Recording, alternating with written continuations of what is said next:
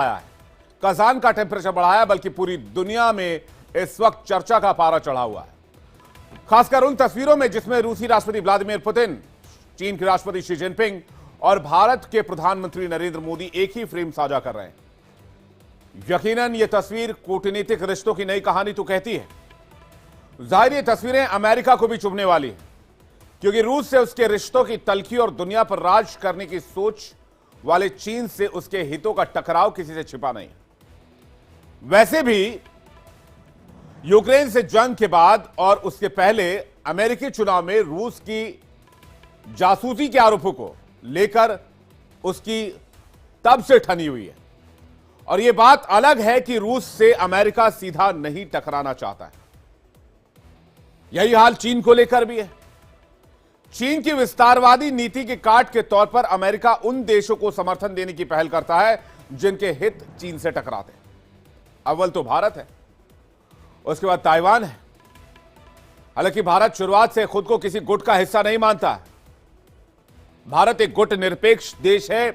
यह भारत की विदेश नीति और यह भारत बार बार क्लियर करता रहा है। इसलिए अमेरिका भारत की भूमिका पर संदेह करने की हालत में नहीं है। पीएम मोदी भी ब्रिक्स सम्मेलन में लगातार यह कहते आ रहे हैं कि जंग किसी भी समस्या का समाधान नहीं है। युद्ध की सरजमी पर बुद्ध वाला संदेश देते हैं, चाहे वो रूस हो चाहे वो यूक्रेन हो। अब ब्रिक्स पर भी उठ रहे सवालों का भी पीएम ने इसी जनहितकारी बताते हुए इसे काउंटर किया। वहीं आतंकवाद के मसले पर एक बार फिर उन्होंने दुनिया का ध्यान खींचने की कोशिश की। तो चाइना के लिहाज से, रूस के लिहाज से और भारत के दृष्टिकोण से, भारत के प्रोस्पेक्ट से, और इन तीनों की तिकड़ी को अगर देखें या पूरे ब्रिक्स या ब्रिक्स प्लस समूह को देखें तो अमेरिका के दृष्टिकोण से जियोपॉलिटिकल सिचुएशन क्या बन रहे हैं, आज की चर्चा इसी पर। लेकिन पहले एक रिपोर्ट देखते हैं। कजान के 6 डिग्री तापमान में पिघल गई रिश्तों पर जमा बर्फ।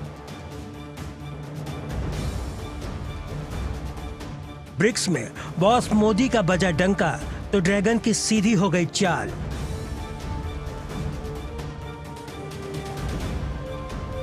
ब्रिक्स में रूस, चीन और हिंदुस्तान की तिकड़ी ने दिखाया दम तो किसको हुआ गम।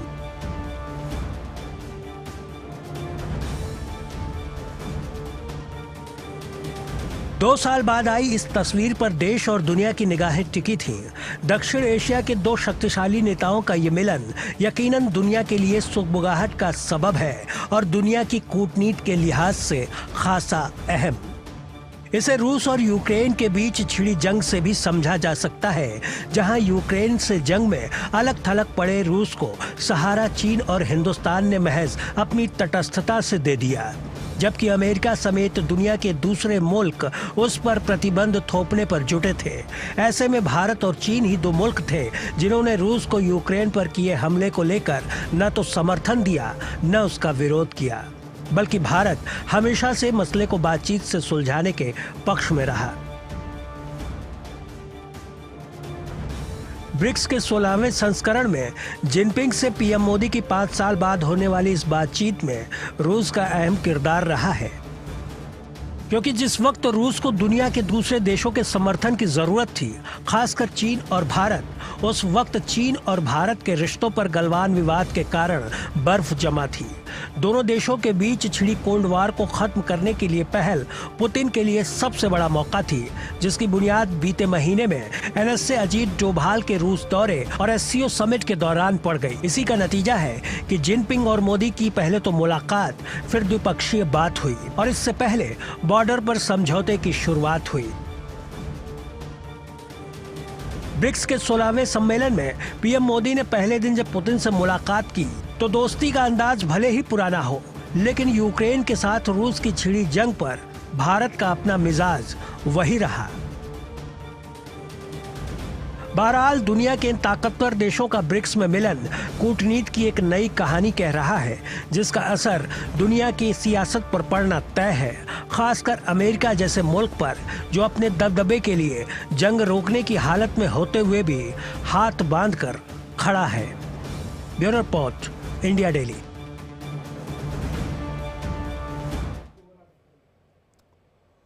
तो आज के इंपॉर्टेंट सवाल क्या है चर्चा के दौरान वो आपके सामने रख देते हैं। मोदी जिनपिंग पुतिन के मुलाकात क्या कूटनीति की नई बसात है? द्विपक्षीय बात जरूरी या फिर ड्रैगन की मजबूरी है? और मोदी पुतिन जिनपिंग की तिकड़ी क्या अमेरिका के लिए चुनौती का सबब है? इस पर बातचीत करने के लिए हमारे साथ इस वक्त लेफ्टिनेंट जनरल रिटायर्ड राज कादियान जुड़ रहे हैं डिफेंस एक्सपर्ट के तौर पर। स्वागत है सर आपका। मेजर जनरल रिटायर्ड संजय सोई जुड़ रहे हैं डिफेंस एक्सपर्ट। स्वागत है सर आपका। और हमारे साथ मेजर रिटायर्ड समरपाल तूर जुड़ रहे हैं डिफेंस एक्सपर्ट। स्वागत है आपका। सबसे पहले सर संजय सोई सर, मैं आपसे शुरुआत कर रहा हूं। मेरा सीधा सवाल सर आपसे यही है, ये जो ब्रिक्स का जो कजान में आयोजन हुआ है, इससे भारत के लिए क्या आउटकम है सर? सबसे पहले हमारा बेनिफिट क्या है, किन किन एंड पर है? नहीं, देखिए ऐसा है कि ब्रिक्स, भारत शुरू से ब्रिक्स का हिस्सा रहा है। 15 साल हो गए, 16वीं ये मीटिंग है। और जिस प्रकार से जो देश है, चाहे वो ब्राजील हो, साउथ अफ्रीका हो, ईरान हो, रशिया हो, सभी के साथ हमारे अच्छे संबंध हैं। अभी 4 नए मेंबर भी बन गए हैं, टोटल 9 मेंबर हैं, हर एक के साथ हमारे अच्छे संबंध हैं। तो यहाँ पर एक जो भारत एक अच्छा रोल हमेशा से प्ले करता रहा है, तो भारत की आज भूमिका पूरी दुनिया समझती है कि किस प्रकार से भारत की एक न्यूट्रल पॉलिसी रही है। खास तौर से जब ब्रिक्स एक समिट एक ऐसा है जो कि वेस्ट से अलग जाता है। यहाँ पर जितने भी देश हैं वो पश्चिमी देशों से अलग देश हैं। जिस प्रकार से हम देखते हैं कि जो देश इसमें शामिल है उसको देखते हुए, लेकिन भारत की यहाँ पर अटेंड करने के बाद भी, जैसा आपने बिल्कुल ठीक बोला कि पूरी दुनिया समझती है कि भारत किसी का पक्षधर नहीं रहेगा, हम न्यूट्रल रहेंगे।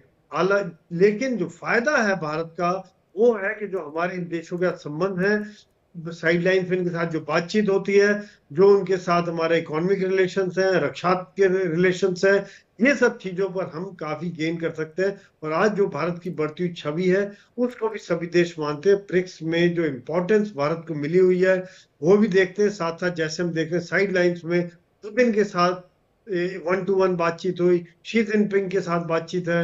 ये सब देखते हुए भी एक अलग फायदा हमको नजर आएगा। विवेक जी। जी, लेफ्टिनेंट जनरल राज कादियान सर का रुख कर रहा हूं। कादियान सर, आपको क्या लग रहा है, आपका क्या टेक है सबसे पहले, उसके बाद मेरा अगला सवाल आपके लिए होगा। कादियान सर। देखिए, ब्रिक्स की जो मीटिंग है, जो मोदी जी ने भाषण में दिया है, एक बात उन्होंने साफ की है कि ये एंटी वेस्ट नहीं है, ये ग्लोबल साउथ है। अगर आप उसका साइज देखें, उनकी पॉपुलेशन देखें, लेकिन उन्होंने साफ कहा है कि ये वेस्टर्न कंट्रीज को ये नहीं समझना चाहिए कि ये एंटी वेस्ट कोई गुट है। ये तो 5 कंट्री पहले मिले थे, अब उनका दायरा बढ़ता जा रहा है। बाकी मोदी जी ने वही बातें कही हैं जो पहले भी कह चुके हैं कि 2 देशों के बीच में कोई भी मुद्दा हो उसको डायलॉग और डिप्लोमेसी से सॉल्व करना चाहिए। दूसरा, उन्होंने आतंकवाद के खिलाफ हमेशा आवाज उठाई है। तीसरा, यूथ के रेडिकलाइजेशन के खिलाफ वो बोले हैं। लेकिन जब भारत, रशिया और चाइना, जो 3 एक बड़े पावरफुल देश हैं, अगर एक ही आवाज में बात करते हैं तो जाहिर है अमेरिका को इसकी चिंता होगी।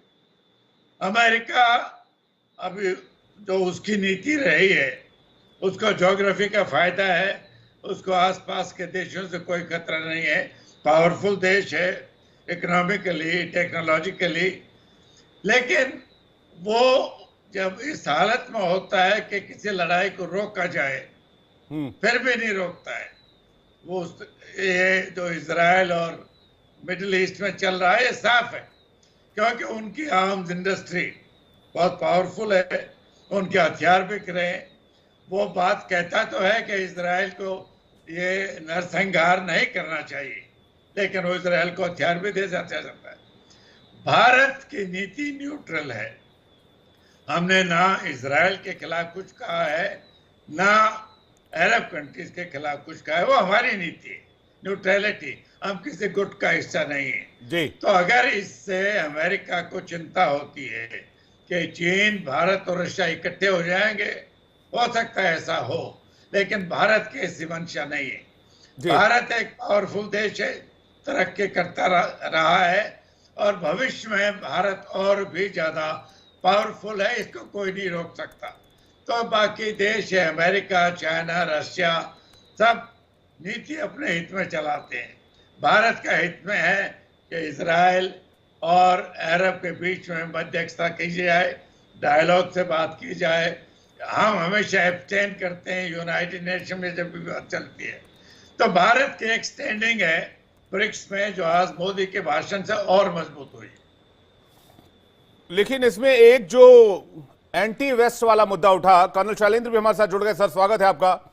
और ये जो आप इसको, अगर आप इसको ओवरऑल देखें तो ऐसा लगता है कि इसको एक तरह से ऐसा पोर्ट्रे करने की कोशिश की जा रही है कि पश्चिमी देशों के खिलाफ एक संस्था बनाई जा रही है जिसमें अरब कंट्रीज को भी शामिल किया जा रहा है, जिसमें रूस और चीन तो पहले है ही, जिसको पश्चिमी देश अपना साथी नहीं मानते हैं, और उसमें भारत भी शामिल है। हालांकि भारत गुटनिरपेक्ष है, लेकिन इमेज वैसी पेंट करने की कोशिश की जा रही है। कर्नल शैलेंद्र, इस पर आपका टेक चाहूंगा मैं। ये एंटी वेस्ट प्रोपेगेंडा क्यों दिया जा रहा है ब्रिक्स को? क्या ये अमेरिका की चाल है? विवेक जी, जय हिंद, नमस्कार। अगर आप मुझे 30 सेकंड फालतू दे दें तो मैं ये जरूर कहूंगा कि मेरे बाकी पैनलिस्ट की बात बिल्कुल सही जरूर है, लेकिन एट द सेम टाइम मेरा अपना स्टैंड है कि हम न्यूट्रल नहीं है। हमें न्यूट्रल होने की जरूरत भी नहीं है। हम अपने देश के इंटरेस्ट के हिसाब से न्यूट्रल होते हैं। हम अपने देश के हिसाब से, हितों के हिसाब से किसी की साइड लेते हैं। आजकल हमारा गुट निरपेक्ष वाला जो एटीट्यूड है वो डायनेमिक है। हम चेंज समय के अनुसार करने को तैयार हैं। अगर हमारा चाइना के साथ बॉर्डर डिस्प्यूट है और इकोनॉमिक कंसर्न्स हैं तो हम उसको एडजस्ट कर रहे हैं, करने की कोशिश कर रहे हैं, पढ़ रहे हैं, बट दैट डजंट मीन कि हम अपने लैंड डिस्प्यूट को छोड़ देंगे। जो भी वो करना चाहता है वो करता चला जाए। हमारी इकोनॉमिक पॉलिसी, हमारी गुट निरपेक्षता हमारी कमी नहीं है, ये हमारी स्ट्रेंथ है। और इसी स्ट्रेंथ को आप देख रहे हैं कि जो पिछले 10-15 साल में आपने देखा है कि भारत ने अपनी सेना को स्ट्रॉन्ग किया है, इकोनॉमिक पॉलिसीज को स्ट्रॉन्ग किया है, जो हमारी डिप्लोमेसी है एग्रेसिव हो गई है। आजकल हम किसी की बात सुनते नहीं है, हम सुनाते भी हैं। अगर उसका हक है, अगर आज आप बोल रहे हैं कि वेस्ट कंट्रीज को लगता है कि गुट बनने की कोशिश हो रही है, उनका कंसर्न ठीक हो सकता है उनके लिए, लेकिन हमारा एम ये नहीं है। But at the same time अगर उनको लगता है कि इंडिया शायद रशिया के साथ जा रहा है, ये उनका कंसर्न है, ये उनकी प्रॉब्लम है। मैं अपनी तरफ से ईमानदारी के तौर पर ये जरूर कहूंगा, इंडिया रशिया के रिलेशन बहुत पुराने हैं और हमारे बीच में एक अटूट विश्वास है कि हम एक दूसरे के साथ ही दुख सुख में हमेशा खड़े हैं। मेरा पास इसका कहीं कोई प्रूफ नहीं है चाइना से रिलेटेड, मेरे पास इससे रिलेटेड यूएस का कोई प्रूफ नहीं है। Why will I take sides? Why will I be neutral? कि आप जो मर्जी आए कहते रहे, मेरी यूनाइटेड नेशन की परमानेंट मेंबरशिप के पीछे आज तक आपने हम लोगों को क्या दे दिया? चाइना ने मुझे क्या दे दिया जो अगर मैं उसके साथ एक ग्रुप बनाने की कोशिश करूंगा? चाइना ने एक्चुअली हमें अदरवाइज क्या दिया है? चाइना के साथ जो हमारा ट्रेड है, it's a win win situation. ऐसा नहीं है कि सिर्फ हम ही गेन कर रहे हैं, वो भी व्यापार कर रहा है, उसको भी फायदा हो रहा है। अगर वो इतना ज्यादा धुरंधर है, इतना ज्यादा वो फोर्सफुल है, रोक दे रिलेशंस, रोक के दिखाए ट्रेड। मैं भी तो देखूं उसमें कितनी औकात है कि वो ट्रेड रोक सकता है। ये सब कुछ मैंने अपने ऊपर क्यों ले रखा है? I think India has started speaking and speaking well, कि हम वो बोलेंगे जो हमें सूट करता है, हम वो करेंगे जो हमारे राष्ट्र हित में है। विवेक, बिल्कुल, मुझे लगता है कि यूएनएससी के लिए ब्रिक्स से जो संदेश पीएम ने दिया है वो बहुत एक तरह से वो जो अर्जुन ने मछली की आंख में निशाना मारा था, उस तरह का एक निशाना हो सकता है कि ब्रिक्स में बैठकर अमेरिका को यह कहना कि यूएनएससी में भी भारत की जगह होनी चाहिए। यह एक बहुत बड़ी बात है। मैं इस पर मेजर समर का टेक चाहूंगा, उसके बाद मैं सोई सर आपके पास आ रहा हूं। विवेक, अभी जो डेवलपमेंट हो रही है, मेन जो ये हुकुम का इक्का जो चाल है, ये बेसिकली रूस ने प्रस्ताव रखा है और रूस ने ही चाइना को समझाया है कि यदि हम इंडिया को साथ में नहीं लेके चलेंगे तो ना ही ब्रिक्स का कोई फायदा होगा, ना ही रूस और चाइना के रिश्ते में कुछ ज्यादा मतलब इतने अच्छे हालात नहीं बन पाएंगे। क्योंकि जब आपके खुद के ही आंगन में दिक्कत है तो आप वेस्ट को कैसे कन्फ्रंट करोगे? नंबर एक। नंबर दो, जिस तरीके से हमारा जो रुख है इंडिया का, India is behaving like a world leader, India is behaving like USA from Asia. From Asia's point of view, we have taken the stance of a world leader, जिसके अंदर हम पक्षपात नहीं कर रहे हैं, नंबर एक। नंबर दो, हमने पहल की है कि रूस और यूक्रेन के बीच सीज फायर हो जाए, जबकि वेस्ट में एक भी कंट्री ने कोई पहल नहीं की आगे आने की और कोई प्रस्ताव रखने की कि कोई पीस टॉक्स हो। श्रीलंका और एलटीटी के बीच प्रॉब्लम थी, हमें पता था कि नॉर्वे से डेलीगेशन आया और यहाँ पे बातचीत और पीस टॉक्स के लिए आगे प्रस्ताव रखे गए। वैसे ही जैसे रशिया और यूक्रेन के बीच लड़ाई हुई है, यूएस का दोगलापन देखिए, एक तरफ से वो वेपन्स बेची जा रहे हैं यूक्रेन को, पर पीस की कोई बात नहीं कर रहा है। सिमिलरली इजराइल की जो लड़ाई चल रही है गल्फ की कंट्रीज के साथ, उसमें भी यूएस अपनी वेपन्स ट्रेड पे पूरा जोर दे रहा है और साथ ही साथ पीस के लिए ज्यादा जोर नहीं दे रहा है। उसकी जितनी भी नेवल फ्लीट्स हैं, आज 70% नेवल फ्लीट्स उनकी डिप्लॉय हो चुकी हैं पूरी गल्फ के अंदर। तो आप देखिए कि अभी फोकस यूएस का मिडिल ईस्ट पे ज्यादा है। चाइना और रशिया ने डेफिनेटली स्ट्रेटेजिक लेवल पे ये किया होगा, उन्होंने मूव की we should have good relation with India, ताकि चाइना का जो ताइवान का जो मकसद है टेक ओवर करने का एज वन चाइना पॉलिसी, उसमें कोई रुकावट या अड़चन ना आए। नंबर 3, जो बांग्लादेश में तख्ता पलट अभी हुआ है, उसका मेन रीजन बताया जा रहा है कि यूएस से वांटेड ओवरसीज मिलिट्री बेस, पर पिछले हफ्ते किसकी पनडुब्बियां और किसके नेवल फ्लीट्स आई हैं चिटागोंग पोर्ट में? चाइना की। तो ये साफ मैसेज जा रहा है दैट चाइना एड़ी चोटी का जोर लगाएगा, पर यूएस का इंफ्लुएंस एशिया में नहीं आने देगा। इसलिए उसने ये पहल की, रूस की बात मानी और हमारे साथ रिश्ते अच्छे और इंप्रूव करने की कोशिश की है। अब इसकी वजह से यूएस पे ज्यादा डिप्लोमेटिक प्रेशर आएगा कि अब वो क्या करे, क्योंकि जिनको यूएस से हमें अपने पक्ष में करने की कोशिश कर रहा था, उनके साथ तो खुद चाइना ने हाथ मिला लिया है इंडिया के साथ। तो अब यूएस के लिए अब कौन सा प्यादा बचा है? अब वो बचा है क्वाड। क्वाड के अंदर बचा है ऑस्ट्रेलिया।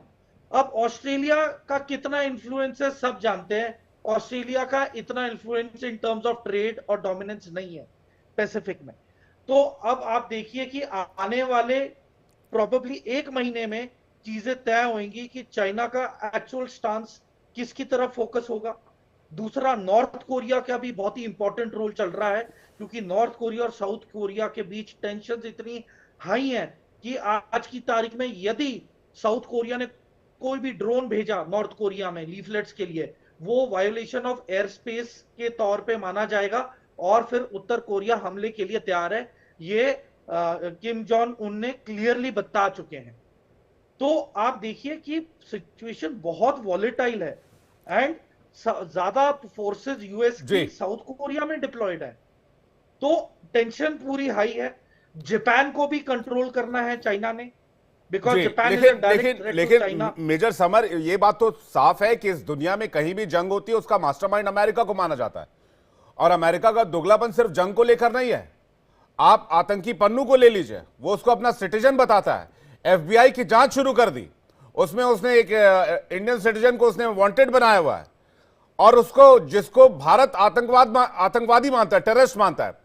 तो ये गुड टेररिज्म और बैड टेररिज्म, जिसकी बात आज भी ब्रिक्स में हुई है कि भाई वो आपके लिए आपका सिटीजन है, लेकिन भारत के लिए, वो एक देश के लिए, एक लोकतांत्रिक देश के लिए वो एक आतंकी है। आप उसका हैंडओवर क्यों नहीं कर रहे? क्या वो आपके एक दोस्त से ज्यादा बड़ा हो गया है? इसमें एक छोटा सा जवाब मेजर, उसके बाद मैं दूसरे सदस्य के पास जाऊंगा यूएनएससी को लेकर। विवेक देखिए, अब ये क्लियर मैसेज और प्रेशर यूएस पे चला गया है, कनाडा पे चला गया कि यदि आप, if you call a spade, अब ये समय आ चुका है, यदि आप सबसे लार्जेस्ट डेमोक्रेसी के हित में हैं या फिर उसके बरखिलाफ हैं। इसी तरीके से उन्होंने विकास यादव का नाम डाला है, निखिल गुप्ता का नाम डाला है सीआईए ने और एफबीआई ने। तो ये प्रेशर बनाने वाली टैक्टिक्स है।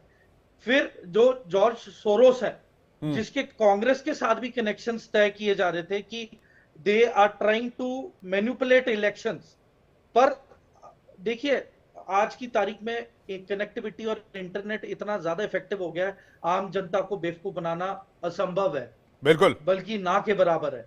तो देखिए सबको पता है, एंड मोर ओवर देखिए जो कंटिन्यूटी ऑफ पॉलिटिकल टेन्योर होता है ये तय करता है पॉलिटिकल स्टेबिलिटी। तो अब जब मोदी जी का ये तीसरा टेन्योर आया है तो चाइना को अब क्लियरली पता चल चुका है कि अब वो मैनिपुलेट नहीं कर सकते हैं, अब वो अपने डिले टैक्टिक्स को प्ले में नहीं ला सकते हैं, और अब इनको एक ही टेबल पे बैठ के बात करनी पड़ेगी। मुझे लगता है कि अब वो वक्त भी आ चुका है जब अब यूएनएससी के लिए खुलकर बात करें। हालांकि भारत पिछले लगभग एक दशक से खुलकर बात कर रहा है। सोई सर से मैं संजय सोई सर से सवाल लेना चाहूंगा। सोई सर, आपका ध्यान में एक बयान की तरफ, पीएम ने एक बयान दिया, उसकी तरफ खींचना चाहता हूं।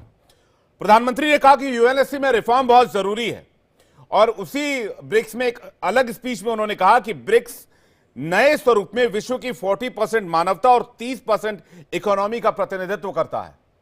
यानी कि यूएन सिक्योरिटी काउंसिल में भारत की स्थायी सदस्यता होनी चाहिए, यह इशारा प्रधानमंत्री का था। और मुझे लगता है भारत अगर रूस के जरिए चीन को साधने में कामयाब हो गया तो फिर अमेरिका पे प्रेशर बनेगा कि वो भारत को इस बारे में वो भी भारत को प्रमोट करे। सोई सर। नहीं, बिल्कुल विवेक जी, इसमें कोई शक नहीं है, क्योंकि जिस प्रकार से एक बार नहीं अनेकों बार हमने एग्जाम्पल देखा कि यूएन एक खाली कागज का टुकड़ा रह गया, उसका कोई इफेक्टिवनेस नहीं है। और लेकिन भारत अगर सिक्योरिटी काउंसिल में आता है तो भारत की जो सोच है उसके हिसाब से काफी फर्क पड़ेगा। और जैसा कि अभी आप सही कह रहे हैं कि अभी तक जो इस चीज में काफी ज्यादा विरोध करता था वो था चाइना। तो अगर चाइना भी साथ हो जाता है तो यूएन सिक्योरिटी काउंसिल में भारत की मेंबरशिप होना काफी हद तक सफल हो सकता है। लेकिन मैं ये भी चाहूंगा कि इसमें कुछ और देश भी आने चाहिए। अभी खाली 5 मेंबर होने से दुनिया में कोई भी चीज होती है, उनका जिस 5 देशों में किसी का भी वेस्टेड इंटरेस्ट होता है तो वहां पर वीटो करके उस चीज को आगे नहीं आने देते। और इसी कारण से यूएन जो है एक किसी भी काम का एक तरह से कागज का टुकड़ा रह गया, उसका कोई इफेक्टिवनेस ज्यादा नहीं रह गई है।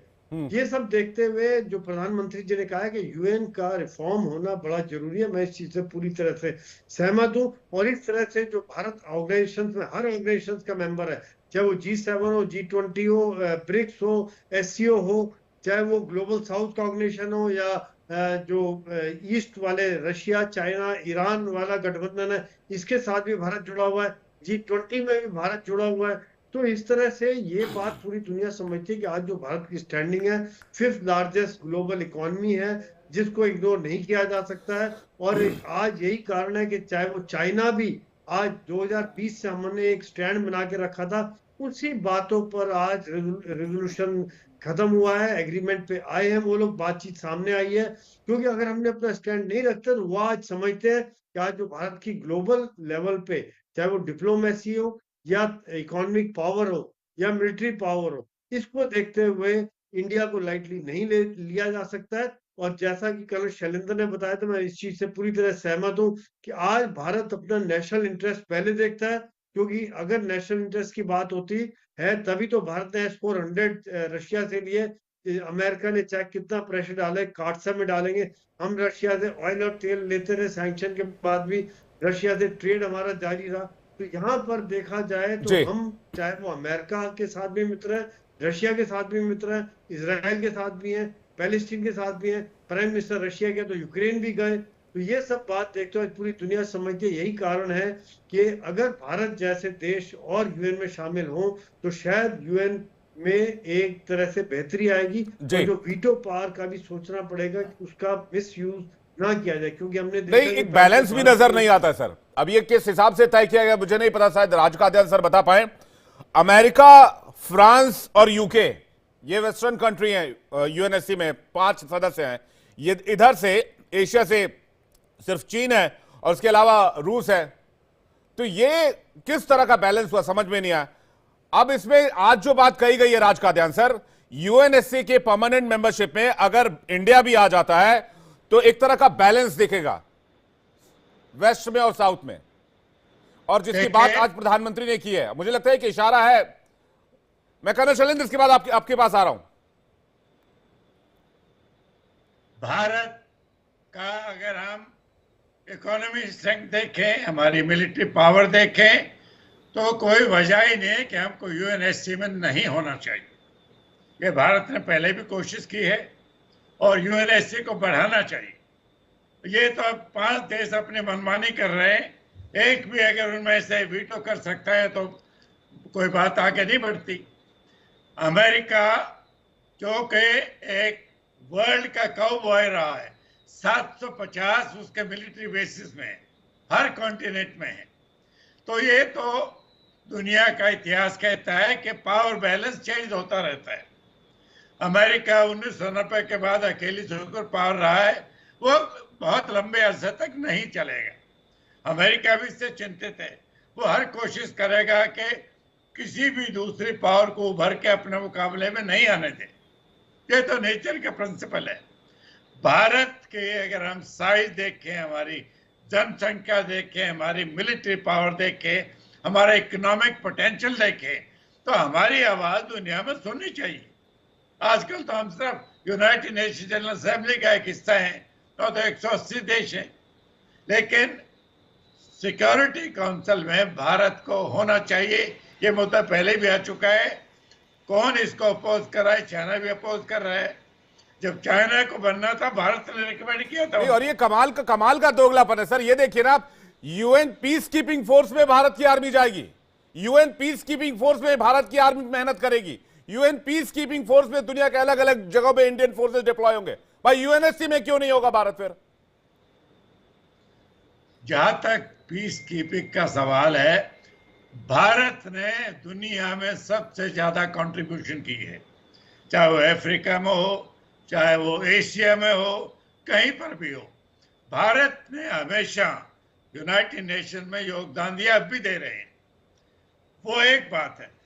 लेकिन हमारी आवाज में जो वजन होना चाहिए वो नहीं है आज के दिन।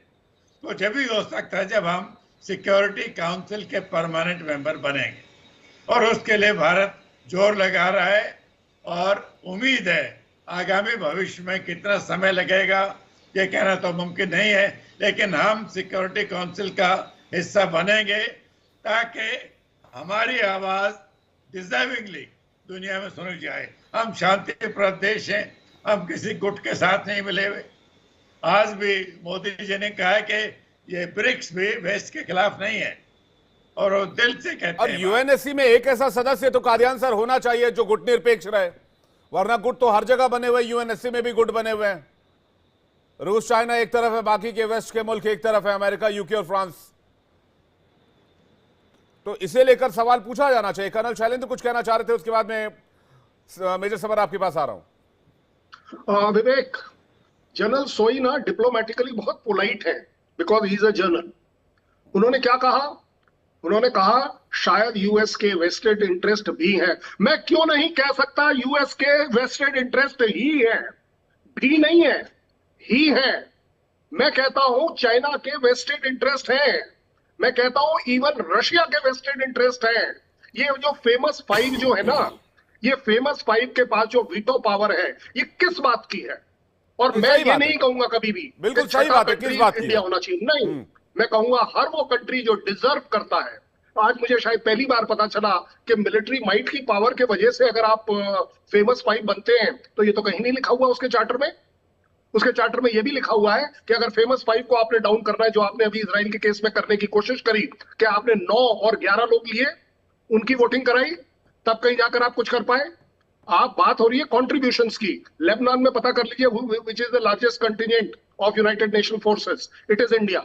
बाकी कोई भी फोर्स बिना इंडियन ट्रुप्स के ऑपरेट करने को तैयार नहीं है, क्योंकि बाकी कंट्रीज की जो फोर्स है 10 कंट्रीज की पिटती है रोजाना। और वहां पर बमबारी भी हो रही है सर, वहां पर मिसाइलें भी गिर रही हैं, जहां पर इंडियन हो रही है जी। मैं तो कह रहा हूं हमेशा पिटती हैं, और इंडियन फोर्सेस से रिक्वेस्ट करा जाता है कि अपनी 2 बीएमपी बीच में ले आइए, क्योंकि जैसे ही बीएमपी इंडियन बीच में आती है तो वो हिजबुल्ला वाला और लेबनान वाला सिर्फ एक ही बात बोलता है, इंडी you okay, you okay, you okay, no problems, no problems, और बात रुक जाती है।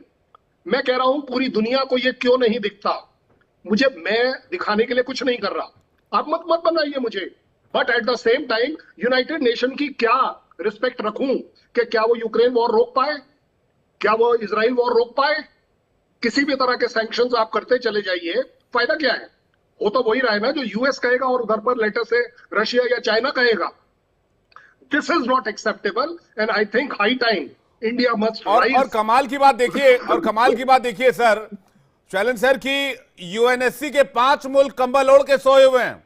इजराइल में कोई मरे तो मरे, गाजा पट्टी में कोई मरे तो मरे, लेबनान में कोई मरे तो मरे, यूक्रेन में कोई मरे तो मरे, कुछ भी हो जाए उससे कोई फर्क नहीं पड़ रहा। लेकिन वही भारत, जो भारत लगातार यूएनएससी में स्थायी सदस्यता की बात करता रहा है, वो मुल्क पीस की बात कर रहा है, कह रहा है युद्ध रोक दो, चाहे वो रूस यूक्रेन युद्ध हो, चाहे वो इसराइल और लेबनान की लड़ाई हो, या फिर इसराइल ईरान की लड़ाई, या इसराइल फिलिस्तीन की लड़ाई हो।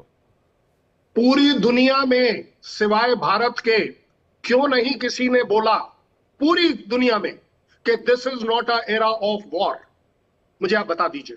और वो भी उस host country super power so called Russia के सामने ये कहा, उसके प्रेसिडेंट के सामने ये कहा। किस बात को रिस्पेक्ट आप करना चाहेंगे? यूनाइटेड नेशन बोलता कुछ नहीं रहे। मैं तो कह रहा हूं एक्चुअली देखा जाए, एक बार वो डिसबैंड होना चाहिए, फिर से इलेक्ट होना चाहिए, फिर से कंपोज होना चाहिए। ये आपने आज भारत के जोर में या किसी के जोर में इंडिया को इंक्लूड कर लिया, कल आप किसी और को इंक्लूड कर लोगे। क्यों? क्योंकि वेस्ट वाले बोलेंगे चलिए जी हमारे को मेजोरिटी में रहना, इसलिए वो 3 कंट्री, वो जो ईस्ट वाले हैं वो 2 कंट्री, आप 6 हो गए, वो अपना भी ये 2 बढ़वा लेगा। ये नहीं देखना चाहिए। यूनाइटेड नेशन मेरे लिए पीसफुल इनिशिएटिव्स के लिए बढ़ाया गया था कि दुनिया में प्रॉस्पेरिटी और पीस आए। मिलिट्री पावर के ऊपर अगर आपने मेंबरशिप और चीजें डिसाइड करनी है, veto power, then I don't think I am with the United Nation. Major सबर कुछ कहना चाह रहे हो? उसके बाद राज कादियान सर आपके पास आ रहा हूं। विवेक जी, अब मैंने यूएन में सर्व किया है, मेरा पॉडकास्ट भी है यूट्यूब पे, तो उसमें मैंने बताया है कि जो की पोजीशंस होती हैं यूनाइटेड नेशंस में, जैसे कि we were deployed in South Sudan, वहां पे जो स्टेट कोऑर्डिनेटर है, state coordinator is the overall boss उसका, and they are usually Americans और यूरोपियंस। इनका मेन मुद्दा होता है आपने उस कंट्री में रोड कंस्ट्रक्शन के कॉन्ट्रैक्ट, पोर्ट्स के कॉन्ट्रैक्ट, ठीक है, वहां पे कम्युनिकेशन और टेलीकॉम के कॉन्ट्रैक्ट्स, ठीक है, वहां के ट्रांसपोर्टेशन एंड कंस्ट्रक्शन कंपनीज के कॉन्ट्रैक्ट्स आप ये वहां पे नेगोशिएट करके अपनी अपनी कंट्रीज से लेके आते हैं इन दीज अफ्रीकन कंट्रीज जहां पे डिस्प्यूट और लड़ाई चल रही है। एंड फिर ये जो वेस्टर्न कंट्रीज है, एड के तौर पे यहाँ पे रिकंस्ट्रक्शन के नाम पे रिकंस्ट्रक्शन शुरू करते हैं, और अफ्रीका से ये बदले में क्या निकलवा रहे? मिनरल्स, डायमंड्स, ब्लड डायमंड्स, ठीक है। तो ये बहुत ही एक गलत अप्रोच है जो चल रही है, and to some extent UN को ये एक इंस्ट्रूमेंट यूज कर रहे हैं इनडायरेक्टली फॉर एक्सप्लॉइटिंग अफ्रीका। ये मैंने आंखों देखा हाल बता रहा हूं, जो मैंने नोटिस किया है, जो वहां पे होता आ रहा है, पर there is nobody to call a spade a spade. फिर दूसरा, हम आज की तारीख में इंडिया सबसे लार्जेस्ट ट्रूप कंट्रीब्यूटिंग कंट्री है। यदि इंडिया को बहुत ही स्ट्रॉन्ग मैसेज देना यूएन को, तो we have the power to pull out our troops and UN will be crumble, it will be crumbled, वो बिखर जाएगा, खत्म हो जाएगा, क्योंकि और कोई वॉलंटियर कंट्री नहीं है जो इन डिस्प्यूटेड कंट्रीज में जाके पीस कीपिंग करे। मैं वहां पे था जब साउथ सुडान का सिविल वॉर लगा है। इन्होंने 45 नेवी सील्स यूएस ने भेजे। इनमें से मैंने एक नेवी सील के ऑफिसर को पूछा that sir why don't you send your troops for peace keeping?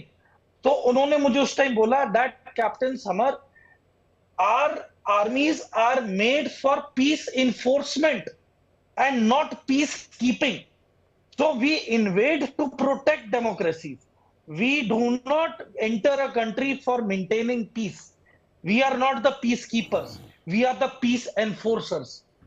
So their mindset is not to maintain peace, but their mindset है aggression का, occupy करने का, अपने rules वहां पे लगाने के लिए।